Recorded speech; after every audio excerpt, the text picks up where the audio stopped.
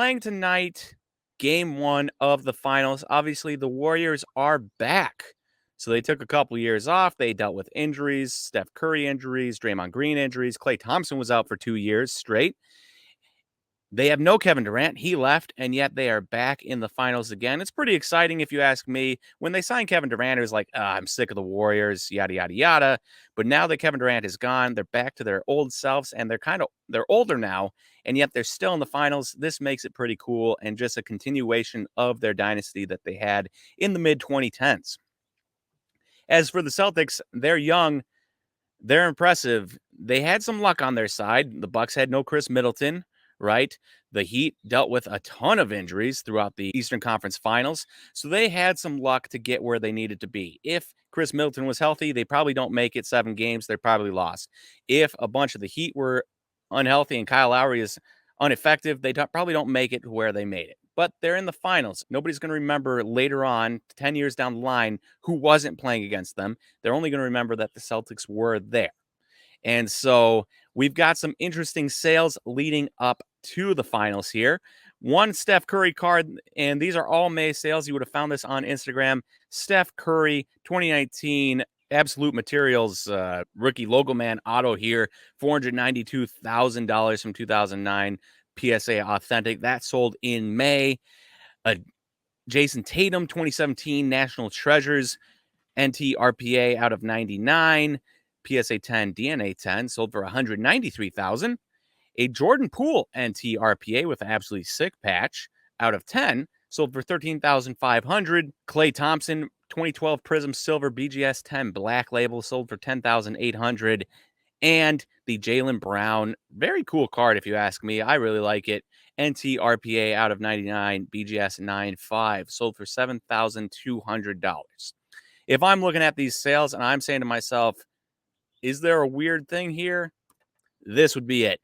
Jaylen Brown, 25 years old, BGS 9.5, true NTRPA out of 99, selling for $7,200, whereas the non-graded Jordan Poole NTRPA out of 10, the non-true RPA, sells for $13,500, $6,000 more. And this would not get a BGS 9.5. You can't see it on here, but there is some edge damage down here under the number there. And so for me, you're looking at these two sales and you're saying, does there really deserve to be a $6,000 difference? One's BGS 9.5, graded already and a true RPA. One is out of 10, but ungraded, not going to get a 9.5, might not even get a 9, might be an 8 something. So then you have to go to stats and you have to say to yourself, well, where do we got here? And if you look at just this year's stats, Jordan Poole averaging 18.5 points, 4 assists, 3.5 rebounds. We could keep going, 36% from 3, yada, yada, yada, 45% from the field. Good numbers. But then you go to Jaylen Brown, and if you look at the exact same numbers, averaging 23.5 points, averaging 6 rebounds, so more points, more rebounds, 3.5 assists, just slightly fewer assists on the year, shooting around the same 3-point percentage, 36% almost, and shooting 47% from the field. Basically the same numbers shooting-wise, but he had more points per game and more rebounds per game while only averaging like half of an assist less per game. Well, let's go to the playoffs, and Jordan Poole is averaging 18.4 points a game, 4.5 assists, while shooting 39% from 3 and 53% from field goal. Jaylen Brown, on the other hand, 23 points a game. That's up. Almost 7 rebounds a game. That's up from Jordan Poole. 3.5 assists. That's an assist lower. But he's also shooting 38% from 3, which is just slightly lower, 38.5%, and 48% from field goal, which is slightly high. Or no, that's still lower than Jordan Poole. So if you look at those numbers, if you look at the overall numbers, you're saying to yourself, yo, Jaylen Brown is better. I should be investing in him. How is there a $6,000 difference? Well, 25 to 22. If you go back to Jaylen Brown's age 22 season, all of his stats are worse than Jordan Poole's stats. So people are obviously buying into the hype. I wonder what you guys would do. I know what I'd do. I'd probably buy Jaylen Brown a little bit more sure. He's not the third fiddle on his team. Celtics are, young up and coming, and they could be there for years. Once Steph Curry, Draymond Green, and Klay Thompson age out, does Jordan Poole have enough around him or by himself to be the lead man to lead a franchise forward into more championships? I don't know. And therefore, I would be investing in the more surefire second fiddle guy in Jaylen Brown instead of the third fiddle or fourth fiddle, depending on how you view the Warriors. So for me, yeah, I'm taking the $7,200 Jaylen Brown. I'm taking $6,000 and putting it into a different Jordan Poole if I still want him and calling it a day. What's going on, everybody? Welcome back to another F1 segment here at 5 I'm SlabStox Julian, and we're going to be running through a little bit of what happened this past weekend for the Monaco Grand Prix and some F1 news in general. So the Monaco Grand Prix concluded this past weekend with Sergio Perez having a very solid drive and coming out on top, coming away with the 25 points. Carlos Sainz finished second, and Max Verstappen finished third. Right behind them, not finishing the top three, was Charles Leclerc, who had a solid drive, but had some problems with the Ferrari team strategy, which made him struggle a bit, and he wasn't able to finish in the top three. But considering his past races in Monaco, 12 points is not something to complain about. I know he wasn't the most happy about it, but it's definitely a good showing for both Ferrari and Red Bull. We're also taking a look at some of the tweets from Formula Racers on Twitter, which is a great source of news for F1. Looking at the laps led so far in 2022, Charles Leclerc has led the way with 194, Max Verstappen second at 142, and then Sergio Perez is slowly catching up with 69, definitely with the help of Monaco. And then there's a big gap from there. So the top three have really distanced themselves, and that's also indicative of the 2022 standings. Funny enough, Max Verstappen's first with 125 points, even though he hasn't led the majority of the laps in 2022. Charles Leclerc is still in second, 116, and Sergio Perez is catching up as well with the 2022 standings with that 25 points coming away from Monaco has helped a lot. And then there's another tweet just showing McLaren's struggles again from this season.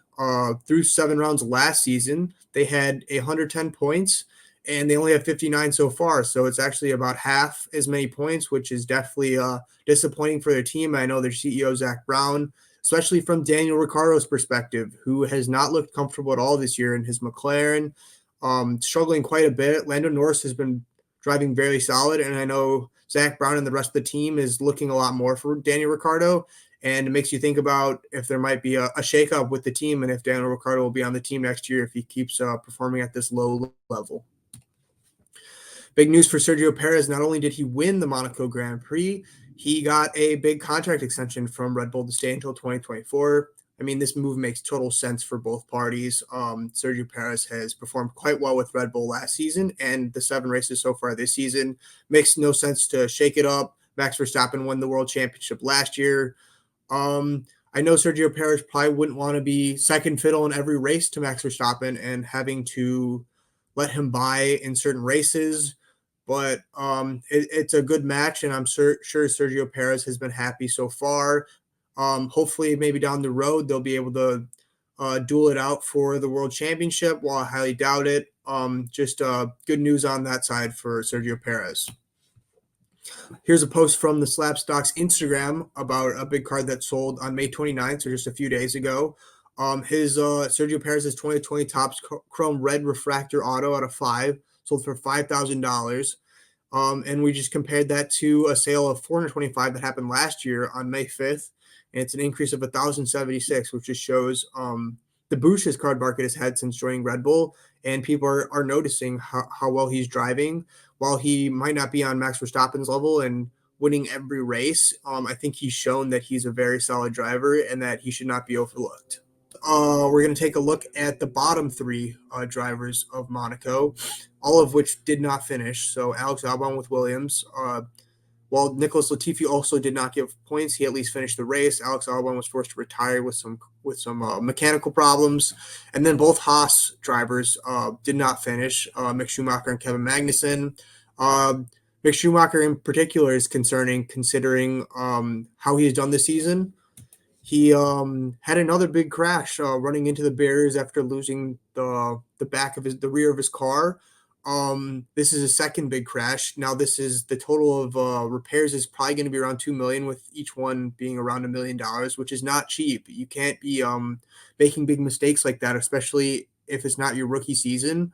Gunther, I know, the team principal did an interview afterwards, expressing how disappointed he was, and given it makes sense considering he hasn't gotten any points. And they're going to take a look at how to move forward. I highly doubt Mick Schumacher will be dropped because of this crash. Although the pressure is on, he needs to start performing, especially if he wants to keep his seat next year. And who knows, Haas may start looking at other options for next year and quite possibly this year if he keeps performing at a low level. And here is just a card from Card Ladder, his track tags PSA 10 from 2020 Topps Chrome. This graph is reflective of many of his cards right now, being up 3 months ago and just downhill from there. This card was at $255 3 months ago, and then most recently sold for $100, which is a decrease in around 61%. We're going to finish off the segment today with a look at Azerbaijan in 2 weekends. It's not this weekend. It's June 10th to the 12th. Should be another great race. The season has been super exciting so far, and we're looking forward to it. So thanks for tuning in to another segment here at 5 at 5 for F1. What's up, everyone? Nate here with your Baseball 5 at 5. And today we are talking about Topps Series 2. So they just released the checklist, and there was a lot of excitement around it. You were expecting a bunch of big names. Well, here are your big name rookies. Get excited. Wander Franco again, Joe Ryan, Shane Baz, and O'Neill Cruz, who has actually yet to play in the MLB this year. That's your big name rookies.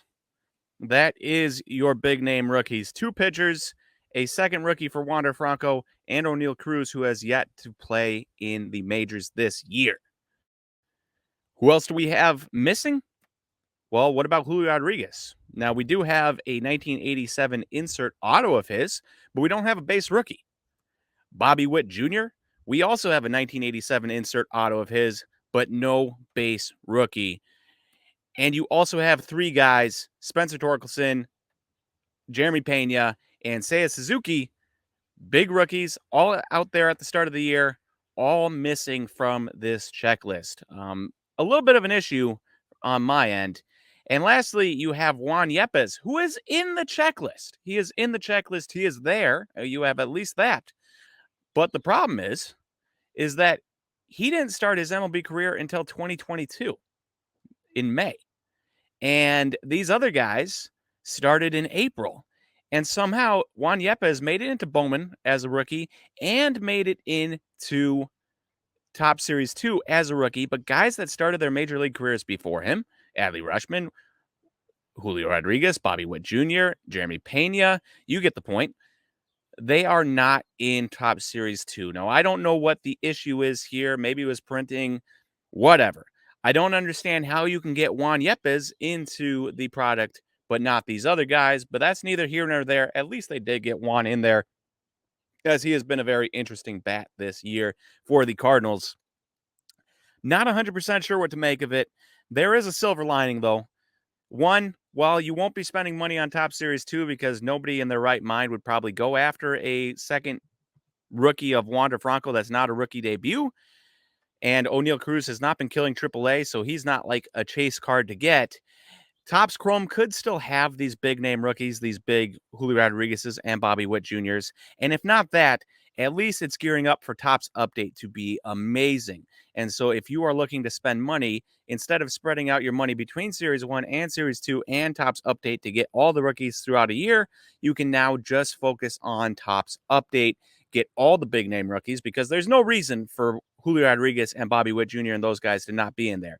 Will they push some guys back to the next year? Sure. I expect Riley Green to be in Topps Series 1, along with a couple other rookies, maybe one of the big name rookies. But for the most part, I expect all of the Riley Greens and the Jeremy Penas and those types of guys to be in series or in Topps Update this year.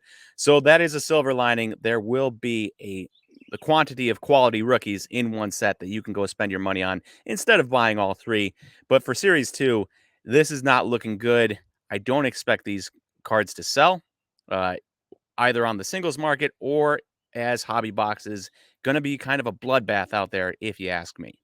What is up, everybody? It's Zach from at Premier Soccer Investing, bringing you the SlabStox FC 5 at 5 take of the week. Let's get into it. So obviously Real Madrid won the Champions League behind a goal from Vinicius Jr., who, along with Karim Benzema, had carried them through that competition the whole season, and as well as carrying them to their La Liga title win. So how did this affect Vinny Jr.'s market? We're going to take the look of his last 2 weeks with his 2018 Donruss base rated rookie PSA 10. And this is a card that's, it's gone down a little bit. You have around the 10 days before the final, it was doing around $80. And then in the couple days after the final, it's been doing back around $80. But it peaked right before the final at around $120, $119. And then since the final happened, even with Vinicius scoring the winning goal, his marker went down. And that's what's tended to happen with these things, especially across the other sports, is the player right before like the big championship game or the final, that's when his market's at his peak. And then it'll immediately decline right after as everyone rushes to sell and it floods the market. And I believe that's what's happened there. But still, I think the long-term outlook on Vinny Jr. remains very good. He's going to have another strong season next year for Real Madrid. He's got the World Cup too with Brazil, which they have a very good shot at winning. So long-term, I think the outlook is very good for Vinny Jr. moving forwards. And then let's go on to one of the men he beat in that final, in Sadio Mane, who wants to leave Liverpool. And the team that are most likely to land his signature at this date are Bayern Munich. And what has that done to Mane's market? So Mane, in the last 6 months, he's had a very good season, especially since he's gotten back from the African Cup of Nations at the start of 2022. And the market's reflected that with his cards up almost 57%, $20 from $36 to $56. And we're looking at his 2018 Prism World Cup Silver PSA 10. Though it's gone down a little bit in the last 2 months or so, performances have dipped. Now, a transfer to Bayern Munich, I think, will end up hurting his card value. I think Bayern Munich is a little bit off of the European elite at the moment, and I don't think they're going to be a huge threat to win the Champions League next season. And then what they do in their domestic league really does not bear much on the card market, as they have such dominance in the Bundesliga. So I think this move, if it happens, should Mane leave Liverpool and move to Bayern Munich, I think it'll hurt his prices. So I expect a further decline over the next couple months of what we've seen in the last two, but we shall see. And then the man Mane could, in theory, be kind of replacing, as Robert Lewandowski really wants to leave Bayern Munich. He has a personal terms agreed with Barcelona, who we'll see if they're going to be able to have the money to sign him, because Bayern supposedly will be holding out for a large transfer fee because they'd rather just have Lewandowski play one more year and lose him on a free than let him go for a cut price deal right now.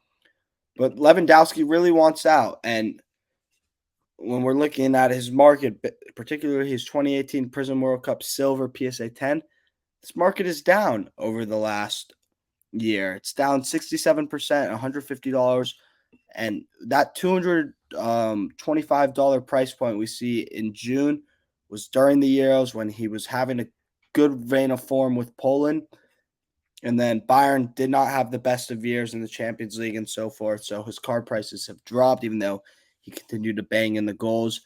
However, there is hope for his outlook moving forwards, as should he get that move to Barcelona, I think it'll help his value. It's a more visible team, a more important team in the card market than Bayern is.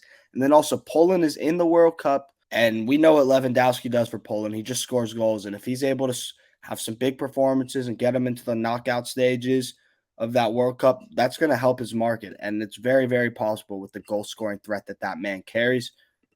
And then lastly, another player on the move, Paul Pogba. His contract is up at Manchester United, and he's leaving. And it seems like the main teams in contention for him right now are Manchester City, and then Juventus are really pushing for his return, in part to replace Paulo Dybala. And if we look at his market, particularly his 2014 Prism World Cup PSA 10, it's way down from at its peak. Granted, there are a lot of these cards that have been graded over the past year. So you can see the pop report, 427 10s, 883 9s. But his Prism World Cup PSA 10 peaked at $170 and is now doing $30.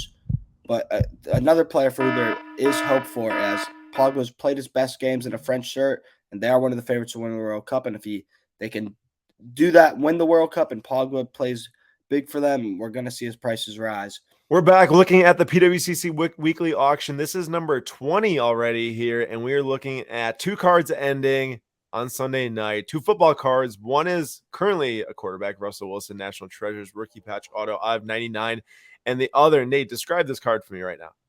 Well, you have 2 studs from the state of Kansas, Gale Sayers, Barry Sanders, and you have 2 wannabes in Bo Jackson, Emmitt Smith, all 1,000-yard rushers, all on card, all in the same card. 1 of 1 quad auto. Incredible. It's a pretty special card. It's a PSA 9, I believe, which obviously kind of irrelevant for the 1 of 1, but so is the Russell Wilson. It's a BGS 9. So these 2 cards are now around the same bid. Current bid $1,975 for the Wilson, $1,925 for the quad auto, the running backs 1 of 1. The last Russell Wilson was a BGS 9.5. That sold for around $12,500 in February. There's recently a PSA Authentic that sold for closer to $4.8K, which is significantly lower, obviously, than BGS 9.5.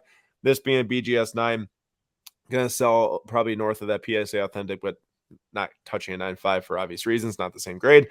But if you're looking at these 2, Nate, talk to me about like why someone might buy either. Not saying like why you have to buy either, but just like what maybe people are bidding for when they're looking at these cards. Yeah, man, it always comes down to the same argument we have for every 2 cards we've ever debated, right? On one hand, you have Russell Wilson, who's still currently playing in the NFL on a new team with the Denver Broncos, should be in line for a healthy dose of offensive talent around him, Jerry Jeudy, those guys. And he gets away from Pete Carroll, who just wants to run the ball constantly. So I expect big things from him. And so if you're paying this for Russell Wilson, obviously you're paying for the upside of going to the Denver Broncos and hopefully contending for Super Bowls. And he said he wants to play for a decade too, longer. So I'm impressed. That would put him at what? 43? I think for like Tom Brady age about. Yeah. So you have that. Now, obviously, he's not Tom Brady. Yeah. So we'll see if that happens. But you're betting on the Broncos being a Super Bowl contender with Russell Wilson. On the other side of the spectrum, you have 4 Hall of Fame running backs, 4 all-time greats, 4 guys that almost any NFL fan would know of, all in the same card, on card. It's one of those things that you just can't get. You can get another Russell Wilson NTRPA at a 99. You can't get another 1 of 1 of all those 4 guys on the same card, likely. And so it depends on what you want. If you want something rare and might not go up in price a ton, but it's rare and very cool and you can set your own market, that's the one for you. Yeah, I mean, I like it. Like, obviously, every single card is bought for different reasons from different people, but I think both cards here, beautiful football cards, and that quad auto, I haven't really seen anything like that ever. When I look at that thing, the first thing I think of is, another quad auto with all stickers on it, But when I clicked on it and zoomed in, I'm like, no, sir. If you look at that closer, like the Emmitt Smith auto goes right over his name, and so does the Gale Sayers and Barry Sanders. It's quite incredible, honestly. Like, it's such a nice card. I'm really excited to see what these do close at on Sunday night's weekly auction number 20.